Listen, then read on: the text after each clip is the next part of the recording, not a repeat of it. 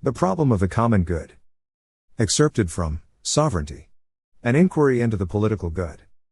Bertrand De Jouvenel. Translated by J.F. Huntington. 1957. Narrated by Skeptical Waves. Chapter 7. There are 100 different ways of saying that men in authority should use it in the general interest and for the common good, that the interest of the people should be the rule of their decisions and the public good the end of their actions. Exhortation of this kind never comes amiss. Traditionally it has been directed at the sole and absolute ruler, but it is no less necessary when authority is diffused, when the regime is one in which responsibility for decisions is widely spread. There is, in regimes of this kind, a temptation for individuals to regard their tiny ration of public authority as a piece of private property which they can use for their personal advantage. For that reason it is desirable to remind them that, as participants in the public authority, even if only as voters, they hold a public office and are morally bound to seek the common good in their decisions. Salutary as the reminder is, it is not the last word in political ethics, it is only the first. To the philosopher who bids him seek and promote the general interest, the magistrate may reply, "Tell me how I may know it. Give me a clear idea of it, or supply me with criteria which may help me to select from the various open courses the one which best serves the public good." So presented, the problem is full of difficulties. But political science cannot escape the problem without renouncing its own purpose and end. Let political science shirk its duty, and all it has left to do is to compile procedural manuals and commentators' monographs.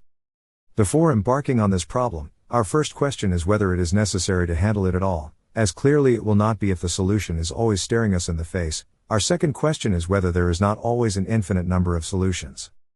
First question. Is the common good self-evident? People often talk as if men in positions of authority had only to wish to use it in the general interest for the problem of the common good to be solved. This assumes implicitly that public-spirited intention necessarily brings instant understanding both of the substance of the public good and of the means by which it may be realized. If this assumption were well-founded, politics would be an extremely simple affair. All the men in a state who cared for the public interest, the good citizens, in short, would also be in perfect agreement as to the best decision to take and the right course to adopt. The same spirit in each would bring the same illumination to each, with the result that all these good wills would, by being good, compose a single will, the general will, which is necessarily righteous. It would not, certainly, be the will of all, because all are not public-spirited in intention. But those who have no public spirit, or have so little that it does not prevail over care for their private advantage and does not reveal to them the common good, the bad citizens, in short, would find themselves powerless in the presence of the good. Each of them would be thinking only of himself, and this very selfishness of their preoccupations would disperse their wills. By reason of this dispersal, their wills would on every occasion be found weak against the single will of the good citizens, which is compact and coherent and wears the impressive livery of virtue. It might, of course, happen that the particular interest in question was that of persons so powerful or of a class so numerous that it would be able to block the general will, the will of the patriots. But in that event the patriots would feel entitled to destroy the peccant social authorities and to forbid the private associations which obstructed in this way the pursuit of the common good. And anyone agreeing that the flame of their virtue had merited the revelation to them of the common good would have to allow them the right to pull up by the roots these parasitic and obstructive weeds. Thus, the postulate of the self-evidence of the common good to patriots takes us straight to the views of Robespierre, views which have found favor with many others since. The Republic will necessarily be well governed by the solid phalanx of the public-spirited, who will necessarily be in agreement among themselves and will form the only legitimate party, themselves. The only obstacle to be found is the inevitable conspiracy of the wicked. This must be broken. Those opposing cannot but be wicked. They are not men who are only mistaken, they must have evil intentions as well. Allow to any one of them the smallest spark of patriotism and the doctrine collapses.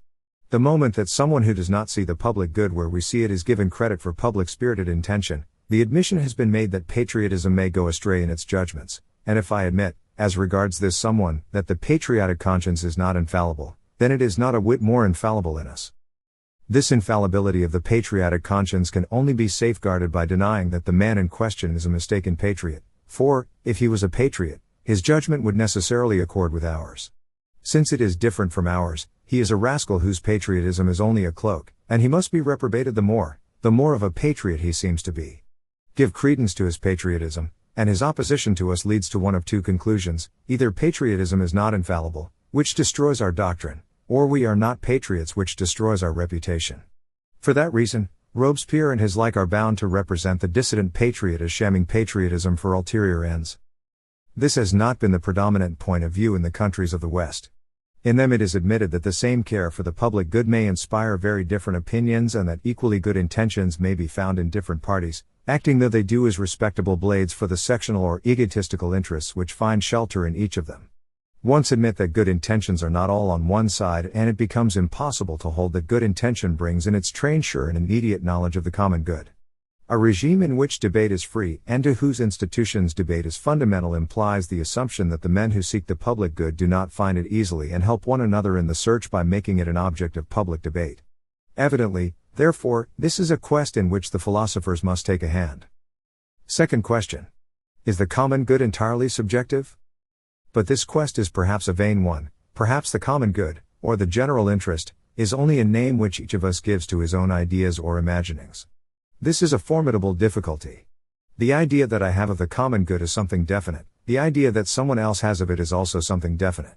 But are these different ideas reflections of something which has an absolute existence, the real common good, or is there no such thing, and is the common good only the generic name for a bundle of individual conceptions differing among themselves? Here once more is the old dispute between realists and nominalists about universal. If we adopt the nominalist thesis, no two people speaking of the common good are speaking of one and the same thing, and neither of them can be wrong, for, when each of them says this is what the common good is, he is merely declaring for my part, what I call the common good is this. In the large family of private notions to which the name of common good is given by individual minds, no single one is false for the man who professes it or true for other people. It follows from this that the obligation laid on rulers, act for the common good, loses much of its force, for now it only means, act for what you call good. It cannot be said that a recommendation of this kind is altogether futile, for it instigates rulers to act with reference to their judgments of value, to consult their principles and put some coherence into what they do, but it does no more than that. Yet, if we rejected the nominalist thesis and looked for the real common good, a nominalist would have good cause to reproach us with only formulating our subjective preference. For that reason we can only build solidly if we make the nominalist position our starting point. I do not deny that the idea of the common good that I can make for myself is only my subjective preference, valid for myself only. But it is a preference in relation to something. That something I call France, and my compatriots and I, when we speak of France, have the feeling that we are talking at least of one and the same thing. France brings to my mind a great collection of men who have, as individuals, certain satisfactions, certain aspirations, certain discontents, certain attitudes of mind. I also envisage their relations between one another, their daily intercourse. In the complex of which I am thinking, there is more than individuals and their unceasing interaction, there are also emotions felt in common, as in a time of national disaster, and actions taken either simultaneously, as when we go to vote or pay our taxes, or in combination, as when we go to war side by side. And it is the possibility of these collective movements which makes the difference between a collection of individuals and a people. Finally, we note that foreigners pass judgments on this whole which are collective. They speak well or ill of France and the French. If I now declare that the virtue and prosperity of Frenchmen, the excellence of their mutual relations, their capacity to feel and act in common and their reputation in the outside world are my great preoccupations, will any Frenchman be found to tell me that these preoccupations have nothing in common with what he has in mind when he thinks of the public good? On the contrary, will he not agree that so far, at any rate, we are talking of one and the same thing, or of one and the same complex of things? That agreed, I am safe in concluding that in differing notions of the common good there is in fact a common substance. But, I shall be told, this agreement is obtained only because of the vagueness of the statement. The reputation desired for France may vary widely from man to man, the virtue and prosperity of a great collection of individuals may be conceived in an infinite number of different ways. Though that is true, what I have said is not that there is no room for subjective preferences, but only that, in speaking of the common good, we are talking of something with a definite meaning. I would point out, moreover, that there is one phrase in the statement which is almost entirely free from subjectivity. The capacity to act simultaneously or in combination is a concrete fact, which takes us into the domain of the objective. We can now embark on our examination of the problem. Third question. Is the common good comprised in the good of individuals? Did you ever expect a corporation to have a conscience, asked the first Lord Thurlow, when it has no soul to be damned, and no body to be kicked?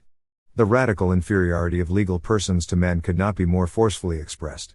God became incarnate for the salvation not of the Jewish state or the Roman Empire but of men. It can, therefore, be maintained very plausibly that the duty of rulers is exclusively to individuals and that the good of a social whole is entirely comprised in the personal good of each of the individuals who compose it. Let us adopt this opinion provisionally with a view to seeing where it leads us. If our rulers have been notified that the common good which it is their duty to serve consists in the particular goods of the subjects, it leaps to the eye that their difficulty will be to reconcile all the particular goods. That difficulty vanishes only if the particular good is made to consist in the acquisition of virtue, and this will not readily be conceded. Conversely, the difficulty will get worse the more that the particular good is made to consist in the acquisition of scarce things, such as wealth and honors. Thus we find our attention drawn to the necessity of defining personal goods, and a road fork comes into view. What meaning should be given to the personal good of each? Is it what the ruler is conceived to be as good, or is it what each conceives as good to be? Let us first go down the second road, which seems to show most affinities with our basic thesis. When we have exalted the individual by making him the end of governmental action, would it not be contradictory to lower him by refusing to let him be judge of his own good? So we will here treat as his good what it seems to him to be, his perceived interest. But a man ordinarily sees his good in the satisfaction of his desires, which are in conflict with those of others. The result of our instructing the public authority that its duty is to serve personal interests as perceived, and of our telling the citizens in the same breath that it is their right to set authority in motion for their own ends, is that the rulers are inevitably beset by contradictory petitions. Each man asks of them a decision which hurts others. It has often been said that the duty of the public authority was to limit and deaden the natural clash of interests, but the assertion that it is the servant of those interests is bound to stimulate the latter to assert themselves in clamorous fashion and to encumber the forum with their scuffles. What is the public authority to do then? It has the choice either of trying all the suits or of declaring itself incompetent and dismissing the suitors. To try the suits is no easy task, for it has received, as the criterion of the common good which it must serve, the personal good of individuals as they themselves conceive it to be. How can it choose between two personal goods? Crudely, by reference to the volume of noise each makes, or by the subtler method of weighing the two goods? One method suggested is to weigh the respective satisfactions which the two camps at issue may gain or lose by any given decision and then to return the verdict which ensures that the winners gain more satisfactions than the losers lose. As the estimates on which a calculation of this kind has to be based are very debatable and the basis itself is open to challenge, a verdict so arrived it would never be received with respect, it would serve as mask for a compromise rather than as a criterion. The long and short of it is that the public authority is merely tossed about between opposing pressures. Will it, then, dismiss the suitors? What reason will it give? That it holds itself bound to the service of the interests of individuals only so far as they are common to all. This leads to definition of the general interest as that part of the particular interests which is held in common. But in setting off along the road of our choice we conceded that the interests in question were the interests perceived. It is possible to think that, taking the citizens' individual interests as a whole, the essential and major part is made up of interests which they have in common, but that is certainly not true when the interests to be considered are those of which they are aware.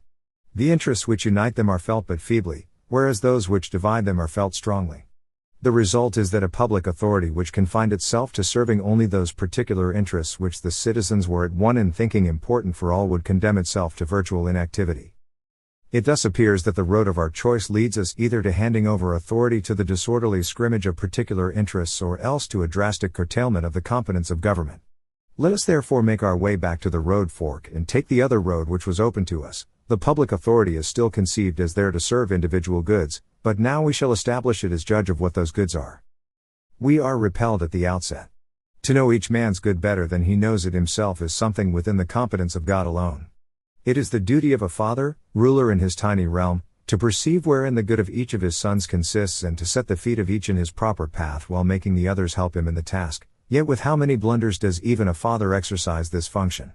Clearly it cannot be exercised over a large population, for the indispensable adjuncts of a jurisdiction of this kind are personal knowledge of each single subject and unceasing vigilance in his regard. For this reason it may cause confusion to say authority is paternal, when in fact it can have neither the knowledge of the personal good of each nor the care for these personal goods such as are proper to a father. The infirmity of human intelligence makes it impossible for the ruler to consider individual goods particularly, he can only conceive of them in general terms. Therefore he will make himself a diagram of the good and contented citizen, and he will reduce living people to the measure of this diagram. He will, in other words, stigmatize as misconduct all conduct deviating from that which, according to him, the citizen should practice for his good, and he will consider unjust all spontaneous relations which will not establish the citizen in the condition in which he wishes to see him. An authority of this kind will be equally detestable whether it is exercised by one man or by an oligarchic group, nor will it be less so for being borne along on a current of opinion, for it must of its nature always be persecuting nonconformist elements. If the model of particular good is taken from the past, a regime of this kind will have a suffocating effect and will act as a barrier to any sort of novelty. If the model is conceived as a dream of future bliss, it will justify sanguinary upheavals. Thus, to put the public authority at the service of particular goods has equally deplorable results whether the goods have been conceived by individuals or by the authority. It is an idea which leads to disorder in the first case and to tyranny in the second. Our conclusion is, therefore, that it is not the office of the public authority to procure the personal goods of individuals. Fourth question. Does the common good consist in the social tie itself? The natural effort of each to procure himself his personal good is made within a society. And the notion which he forms of this good is itself conditioned by the spectacle of society. The various goods, spiritual and material, which he sees in others, inspire in him both his noblest and his grossest objects of desire. Imitation is so powerful a principle of behavior that God himself has made use of it, by setting before us through the incarnation the living exemplar of our sovereign good. Society furnishes us with opportunities for conceiving what our good is to be. It furnishes us also with opportunities for realizing it. It is in society that a man meets with the various cooperators and traders by means of whom he assures himself of a material comfort such as he could never acquire in a state of isolation. It is in society again that he finds occasions for romance, enthusiasm and devotion, in other words, his spiritual good. It is by means of social relations that moral and intellectual truths are propounded to him. The gospel was first preached in gatherings of people. Therefore life in society is the condition of each man's individual good, indeed of his being a man at all. For life in society is natural to man in the sense of being necessary to the realization of his true nature. Is it also natural in the sense of being primary, or is it in that sense artificial, as being the product of actions which have created it? The greatest political thinkers, such as Hobbes and Rousseau, have called it artificial and have made us the spectators of its creation. For this they have been strongly attacked on the ground of the extreme improbability of man ever having lived in any other state. The argument comes down to saying that man was found in social formations of an elementary kind from the moment that he passed the threshold of humanity. But these great geniuses had very good reasons for compressing into a single day, the day of creation of their imaginations, a process which took 1,000 years. If it is untrue that society was made in a day, it is true that it is made and unmade every day. And the myth of instantaneous creation enabled them to bring out in sharpest relief the conditions on which social life is possible. It matters little that society was not in fact founded on one bright morning by the deliberate and simultaneous assent of each of its members, if this hypothesis makes clear that a daily, if muddled, assent by each is necessary to social existence.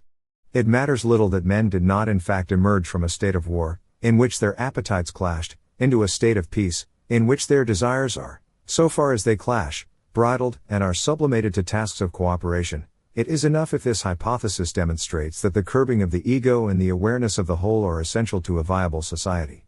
Nor does it matter much more that men did not on any particular day give themselves a government and did not on another day receive a body of laws, if by means of this fable the reality of interdependence is brought out by the fiction of simultaneity. Lastly and above all, it is better to picture society as artificial than to call it natural, in the sense of spontaneous, for only so can the point be made effectively that art is necessary to its support and development. The real purpose of those who postulated the formation of society as an act of will was to put us on guard against social dissolution. The victory which, in their account of it, was won in a single day by the forces of integration over those of disaggregation is the very victory which has to be won every day of life. It will be noted that they have told us nothing as to the end or good which the rulers of the social edifice in being were to seek. May not the reason be that those rulers' entire task consisted in the consolidation and development of the social tie which had been formed? That, in short, the common good for which those in government were responsible, up to the limit of their powers, was the foundation and perpetuity of man's social condition. We must never forget the admirable dictum of Rivarol: all executive power is in the hands of individuals. It is never possible for it to be conveyed to the rulers, for there is never a moment in which, even under the most frightful tyranny, each man does not remain the master of his own actions. Therefore the social state is merely one in which the executive powers of individuals are used not to hurt but to bring mutual advantage. As this state cf. Things can never exist completely, the social state is a matter of degree. It is always in the making just as it is always in process of coming apart. As a working hypothesis, we will admit that the common good consists in the social state itself and in its successive advances. But what is meant by social state, and why do we speak of social good and social tie? Fifth question. Is life in society the institutionalization of trust? Human actions are, it is clear, based on confidence in others. The condition of a man would be miserable. It might be truer to say that he would never even have become a man, if at every moment he had to be on guard against the unforeseeable actions of every other man. Our progress in and towards the human condition presupposes that we live within a circle of peace and friendship, in which not only do we not anticipate attacks but we expect to be succored at need. There is in man, as in the animals, a power of affection, which inspires in him friendly behavior. But he does not so behave to every other person without exception. It is unnatural for us to behave in friendly fashion indiscriminately, still less will those who do not give us their friendship receive ours. The very greatest saints, whose love knew no bounds and expected no return, thus acted only for the love of God. The affection which reaches directly only a small number of people is, therefore, extended to a much wider circle only by means of an intermediary, because strangers too are subject to the same loved whole. The friendly feelings inspired by the unknown family of a friend may also be inspired by the unknown members of a whole, the whole in the second case having as regards the unknown the effect of the friend in the first. In this way the fictitious person, the group, enlarges the circle of friendships, of those who will at their need receive our service and give their service at ours. Awareness of a we is aroused by real affections and is in the present indicative for persons known to us. It constrains our affections to the conditional future, or to the imperative, for unknown persons who are members of the we. The we breeds obligations which are really feelings of linkage. Awareness in each he of these obligations constitutes for each me a powerful safeguard. It enables me to have confidence in him. This confidence is the condition on which human activity can develop. The activities of the fisherman in his boat and of the farmer in his field do not, it is true, directly involve any other person, except in so far as both of them need to have what they produce bought by others. But most activities of men in society are based very directly indeed on an anticipated intervention by other men. The regular and foreseeable behavior of these others and the possibility of anticipating their reactions with the smallest margin of error are the pillars on which every individual calculation rests. Hardly any plans could be made if the degree of uncertainty in the behavior and attitude of other people was known to be very high.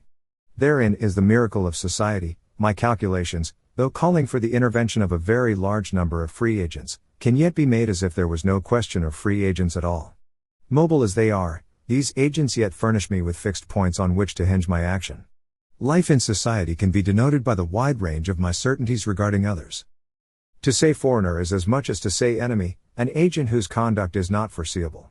It cannot be foreseen because he is not a member of our league of friendship, because his folkways and probable reactions are unknown, and, lastly and most important, because I have no surety for his behavior. In effect, the public authority of my group is surety, as regards me, for the obligations which its subjects owe me and on which I base myself.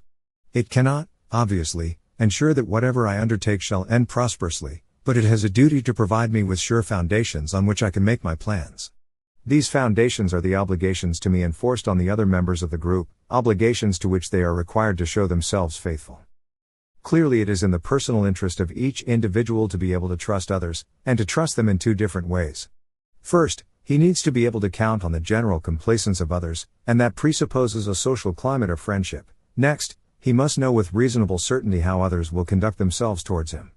This personal interest, which is particular for each and the same for all, constitutes a real common interest. It cannot be said of it a priori that it is an exhaustive description of the common good, but at least it emerges as its primary and essential constituent. Sixth question. Can the political authority promote social friendship? Anthropologists have taught us to regard the small family, typical of our times and Western society, as the residue of the large family, which is characteristic of more primitive peoples. That the family of today is smaller in scale than the family of olden days has been sufficiently demonstrated by the fact that funerals brought together then a much more extensive family than they do now. There is in existence a vast literature, brought into being, it may be said, by the researches of Lewis H. Morgan, on the various ways in which different peoples range degrees of relationships in importance, the descent in the female line often being considered more important than the descent in the male, but the thing in common found in all primitive peoples, as in our own distant past, is an awareness of kinship pushed to very great lengths. The old wives who concern themselves with establishing ties of kinship which strike us as distant and insignificant are in fact engaged on a task with an antiquity of many thousands of years, Futile though we think it, it has beyond question played an exalted role in social progress. The upkeep by the old of a lively feeling for the most distant ties of kinship has been an historical mission of the highest importance, weaving a bond of comprehensive solidarity, a bond which is continually strengthened by the worship of common ancestors. It sits well with logic that society was able to raise itself simply on a foundation of chains of kinships, by the web of personal friendships. If one friendship was sufficient to link two chains together by reason of family solidarity, a few friendships must have sufficed to weave a social web of 1,000 or 2,000 people. This is the way in which both Aristotle and Vico conceive the course of events, and their view is a very probable one. Friendships, in that case, are seen to be antecedent to political organization properly so called. They are an originating principle. Be that as it may, every people has proverbs which lay stress on the social importance of friendship. Friendship is a joy, friendship sugars water itself. Chinese, it is an encouragement, the friend strengthens the heart. Sudanese, it is a force, the friendless man is only one hand. Bosnian. And the wisdom of peoples has rated fidelity to friendships very highly. To die with one's friends is a marriage feast. Persian, is my life worth more than my friend? Afghan. Pairs of friends such as Achilles and Patroclus, Nisus and Euryalus, Roland and Oliver, recur in all the Western legends. It seems established that the troop of friends really was a most important principle of social formation among the peoples who have made Europe. But freely chosen friendship is, by very definition, an entirely subjective phenomenon. We cannot expect to find it forming naturally between all and sundry in a populous city or state. Our knowledge of the city-states of antiquity entitles us to think that kinships were linked together by freely chosen friendships, which became in time traditional, and buttressed, perhaps, the social edifice. If, however, that is our interpretation of Fratrius and Curius, we must next observe that these buttresses disintegrated progressively and that their elements were broken down into the larger whole of the state. Political struggles are illuminated if it is recognized that the aim of innovating parties is to break the primitive cadres, dissolve the troops of friends and make their members directly subject to the state. This aim was naturally supported by those who, because they were new arrivals or for any other reason, had no place in these cadres, in short, the plebs. But the destruction of old ties made necessary the formation of new ones. This is the origin of those civic rights which may be looked on as the method of establishing an artificial kinship. So, too, the institution of the adolescent training group, ephebia, may be regarded as an attempt to promote friendship institutionally. The ancient writers bear unanimous witness that the supreme good of a state and its greatest source of strength were looked on as residing in friendship between the citizens. Rousseau has honored this preoccupation of classical times with one of his finest passages. The rulers are able to arouse this friendship between citizens by making them feel that they are all members one of another, by setting them an example of the consideration which they owe each other, and by forestalling the quarrels which are liable to disturb this harmony. Setting the example of consideration is most important. If the man who is dressed in a little brief authority treats private citizens rudely, contemptuously and even brutally, his conduct will be imitated by private citizens. They will see in it a way of showing themselves superior. If the ruler so behaves, they think that so behaving will get a man taken for a ruler. If, on the other hand, the least important private citizen is treated by the authorities with politeness, and if the ruler behaves with the greatest consideration, this attitude will be imitated in the relations between private citizens. As to forestalling quarrels, it is obvious that the way to succeed in it is to mark out clearly those mea and tua, uncertainty as to which is a cause of dispute, and to insist on the citizens honoring their given word. Uncertainty is the great principle of disassociation. Some of the calculations made by man and society are speculative, that, for instance, of the merchant who hopes that there will be enough ships to carry the merchandise which he puts on offer. But most calculations are not in principle speculative, they are based on the behaviors obligatory in those dealt with. The workman, for instance, on his way to the factory reckons that his usual mode of transport will function without a hitch. Each single life in society is based on a whole host of certainties, which allow for the regularity of behavior expected from others. My fellows and I are in debt to each other for given behaviors. The clearest instance of such a debt is that which results from explicit promises made by me or as regards me. It is the given word, and scrupulous observance of the given word has been regarded by every people as a necessary virtue, and its opposite as an unpardonable vice. It was for this reason that the Romans erected a temple to Dies Fideus, surety for the given word and the pledged faith. Because of this supreme importance of the given word, contract has been called the foundation of societies. But, though the citizen is entitled to expect the exact fulfillment of the promises which others have made to him, and though it is the duty of the public authorities to stand surety for their execution, the certainties founded on contracts form but a very small part of the certainties necessary for man and society. The greatest part of these certainties is based on the way in which he thinks others are sure to behave. He expects a man of a particular country to do and not to do certain things, and his expectations are even more definite as regards a man of a particular education, profession and status. Man in society is making bets, continuously and unconsciously, on the behaviors of others. Of these bets the public authority is the great underwriter. But here it must be observed that its task differs widely from one society to another. The great majority of human societies have been ritualistic in outlook. A religious ethic, abounding in detailed precepts which have been instilled at first by parents and later by teachers and are forever being recalled by the doctors of the law, exercises over minds a continuous power of suggestion and whispers on every occasion what should be done and not done, and even what should be said and not said. These precisely defined obligations can be specified in advance for every situation and for every condition, as in Brahmanic India, and that without the classifications being necessarily too tightly drawn. Detailed and unchanging obligations, which are sustained by the force of unanimous opinion, assure a high degree of social certainty without requiring any extensive intervention by the public authorities. They must, however, clearly have an ossifying influence. In a society of that kind, in which the moral sentiment of obligation is married to the precise formulation of the specific precept, it is only too probable that flexibility in the precepts can be attained only at the price of an enfeeblement of the sentiment of obligation. A man who is faithless where the rituals of life are concerned will be faithless all round, as regards both God and his pledged word. For that reason a religion which stimulates the sentiment of obligation in general, while not associating it with a host of particular precepts, is, from the purely social angle, necessarily more favorable to progress. The problem of obligations in a mobile society. Naturally, then, Christian societies have been very progressive ones, in which deeper and swifter transformations have occurred than in any other. The reason for this lies undoubtedly in the emancipation of the Christian, which was pronounced by Christ and amply expounded by St. Paul. To say that the Christian is freed from the law is to say that his behavior is no longer ordered in detail by a code of precepts appropriate to different circumstances, but is inspired by a new spirit. The specified obligations no longer act as a corset to his conduct. The sense of obligation must now become its very principle. Still confining ourselves to the social standpoint, we can see here a major revolution. A precise and detailed code of behaviors to others, such as is found in the Old Testament and the Quran and was professed by the Pharisees, is contrary to the genius of Christianity. The obligation of the Christian is no longer limited to the observance of rules. To the unbeliever as well it no longer presents an orthodox code of behaviors to others. And in this last respect it leaves to temporal authorities a field which the codifying religions never abandoned to them.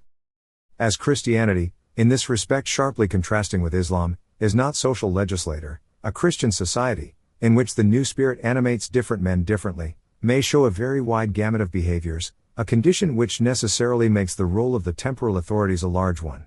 That role is to define the obligations of positive law, obligations which, though they will form only a small part of obligation for the faithful, will keep in check those who know no other. Specified obligations of this kind do not owe their validity to spiritual authority, and their substance may for that reason vary from time to time. So long as they are not immoral, the Christian faith underwrites them. Though they are not of its making, it does not in consequence stabilize them once for all. Variability of obligations, though contrary to the spirit of the codifying religions, is not contrary to the spirit of Christianity. The specifications may change, though not, of course, just anyhow.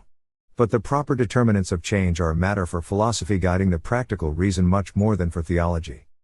It follows from this that Christian permeation has been favorable to transformations of law and society. But, propitious to social evolution though Christianity was, that evolution went its way without it in a society which was largely post-Christian. And thus arises the modern problem of uncertainty in obligations. In so far as a man has not been morally renewed, it is natural for him to think of rights as his and of obligations as other people's. Social conflicts may be expressed in terms either of my rights or other people's obligations. New situations and new ideas create the feeling of new obligations due from others. If the idea which I form of another's obligations does not coincide with his own, I feel uncertainty as to his conduct. That leads to irritation on my part and determination to impose on him as obligation what I conceive it to be.